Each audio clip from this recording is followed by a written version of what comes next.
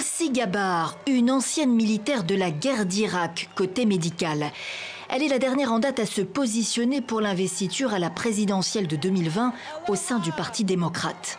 Ce pays est déchiré par des politiques et des entreprises ultra puissantes, des gens qui sèment la haine, le sectarisme et la peur.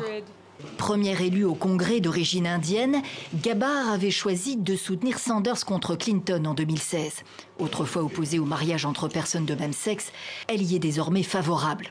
Une candidature parmi 4 du côté des femmes démocrates qui ont fait une irruption en force aux élections de mi-mandat en novembre. Plus d'un quart de la Chambre des représentants aujourd'hui. Sous le regard bienveillant de sa présidente, Nancy Pelosi, elles sont déterminées à surfer sur la vague anti-Trump qui vient de fêter ses 2 ans à la Maison-Blanche. Révélation sans conteste et très à gauche, Alexandria Ocasio-Cortez passe son tour pour la présidentielle de 2020, trop jeune. Elizabeth Warren, elle, n'en est pas à son premier essai, à la différence de Kamala Harris, fille d'immigrés venus de Jamaïque et d'Inde. Ma préoccupation, c'est qu'on ne peut pas mener notre politique étrangère en tweetant.